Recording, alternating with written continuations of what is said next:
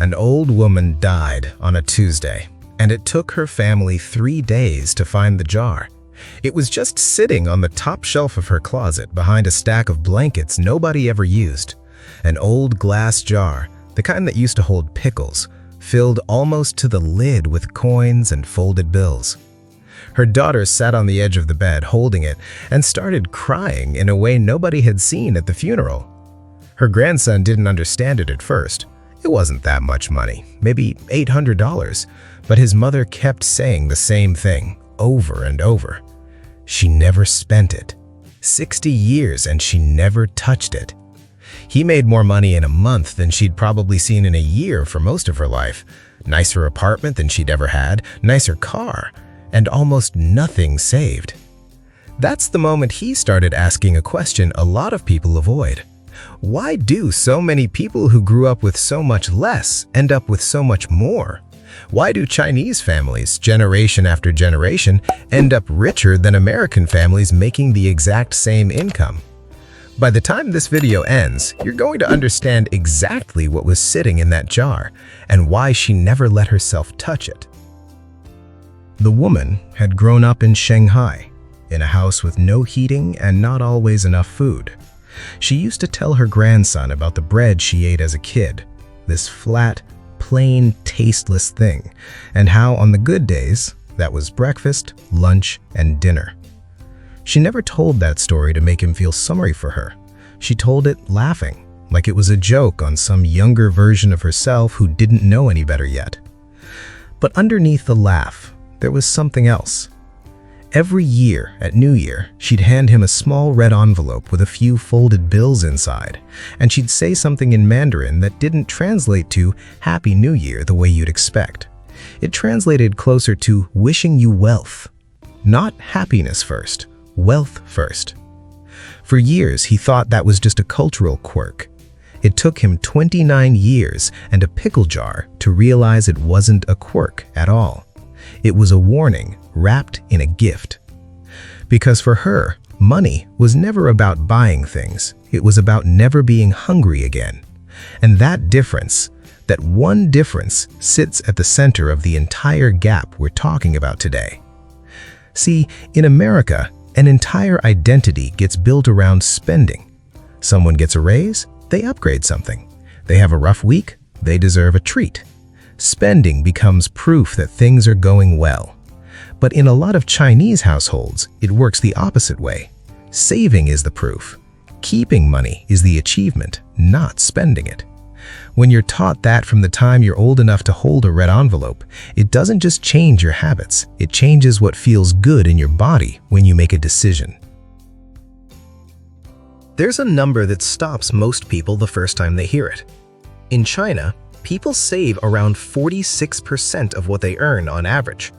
In the United States, that number sits somewhere between 3 and 5%. That's not a small gap. That's nearly 10 times the difference. Same paychecks in a lot of cases, same bills, completely different endings. Here's what that actually looks like on a real paycheck, because the percentage alone doesn't hit until you run the math.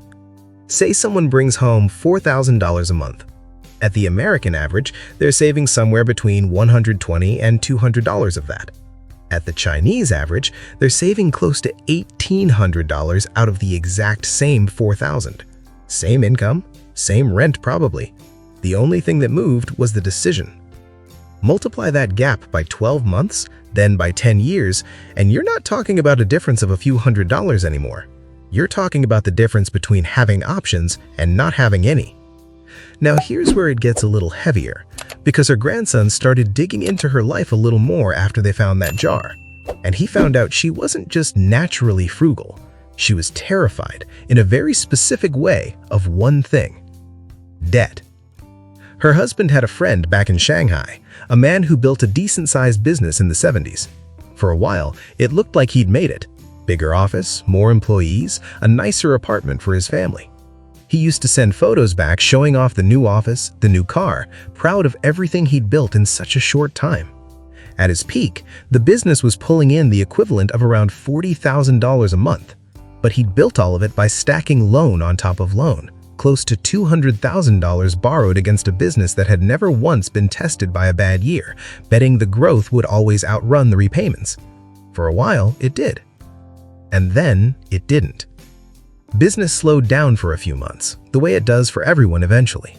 Revenue dropped by roughly half, except he didn't have any room to absorb it, because the monthly repayments alone were now eating up nearly 70% of whatever came in, whether that month was good or not. Slowly, every decision he made stopped being about growing the business and started being about surviving the next payment. He sold the apartment first. Then he sold pieces of the business itself just to keep the rest afloat.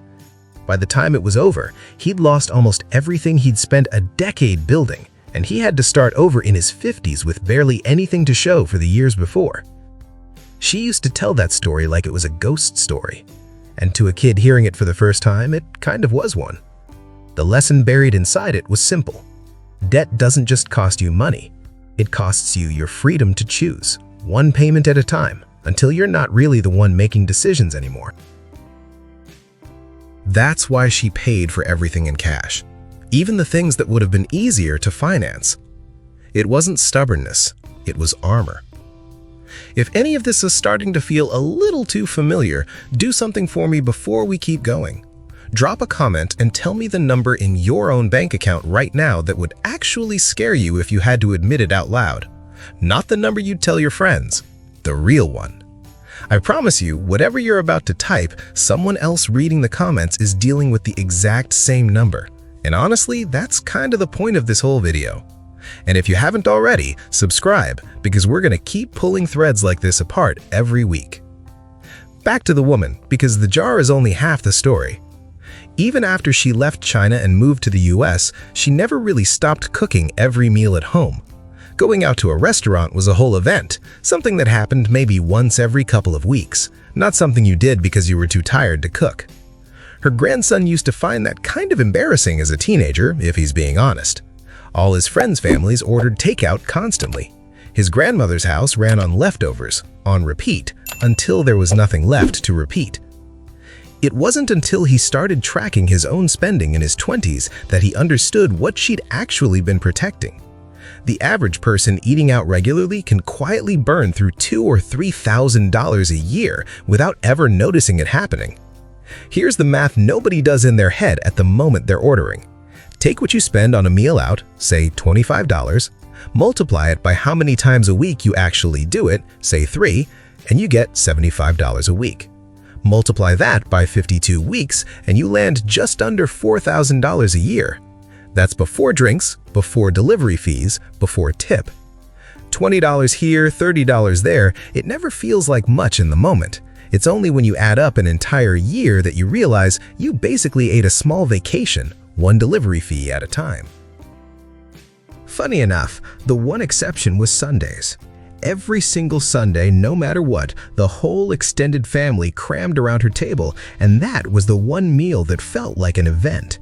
Not because they went anywhere fancy, but because everyone showed up. That's the part her grandson said he missed the most looking back. Not the food, the showing up. And it wasn't just food. She almost never bought anything at full price if she could help it. Her grandson used to be mortified watching her negotiated markets, asking vendors for a better deal on things that already looked cheap. But she always said the same thing. The first price is never the real price. It's just the price they're hoping you're too polite to question. Knock 20% off a $60 item, and that's $12 back in your pocket for maybe 30 seconds of asking a question, a better return than most people get for an entire hour of overtime. She'd walk away from a stall over a difference of a couple dollars, not because she needed to save those $2, but because giving in without asking felt like a habit she refused to build. She wasn't cheap, though. That's the part people misunderstand.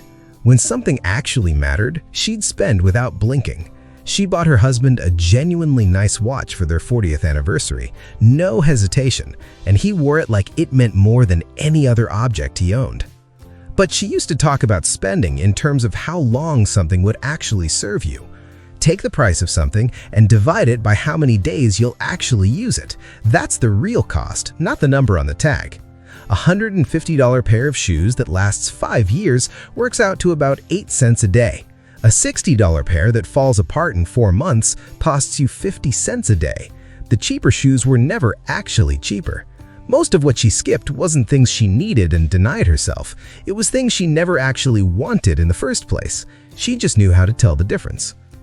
She also never hid money the way a lot of families do. She'd ask her sons directly what they were earning, how much they'd saved, whether they were carrying any debt, and she expected the same honesty back. No shame in the conversation, no awkward dodge. In her mind, money problems only grew in the dark. The second you said them out loud to someone who cared about you, they got smaller. And that pressure, if you want to call it that, pushed the whole family toward careers with a strong floor under them no matter what happened in the economy. Not because creativity or risk was looked down on, but because financial stability was treated as the foundation everything else got built on top of. Once that foundation existed, taking a real risk later on didn't feel reckless, it felt possible. One of her sons actually left a stable job in his 40s to start his own business, and the family treated it like a smart move instead of a crisis, because by then he'd already built enough of a cushion that failing wouldn't have taken everything else down with it. By the time her grandson finished putting all of this together, sitting there with that pickle jar still on the table in front of him, he finally understood what his mother had been crying about. It wasn't really about the $800. It was about 60 years of a woman refusing to let hunger catch her off guard ever again, and quietly building a version of safety that nobody else in the family had bothered to build for themselves. Her grandson kept that jar. It's empty now. The family split what was inside it between them, but he keeps it on his own shelf.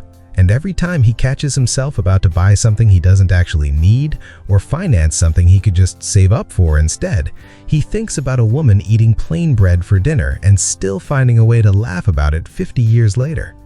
Some nights he'll catch himself standing in front of it before bed, not really looking for anything, just remembering. That's really the whole answer to the question we started with. It was never about how much money Chinese families made compared to American families. It was about what money meant to them, what fear it was protecting them from, and what pride was built into keeping it instead of spending it.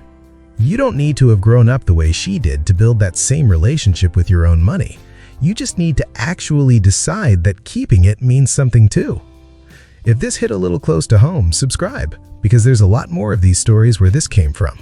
And before you go, do one last thing for me. Tell me in the comments what's sitting in your own version of that jar right now, whether it's an actual amount saved or, honestly, if it's nothing at all. Say it out loud. She would tell you the second you do, it already starts feeling smaller. I'll see you in the next one.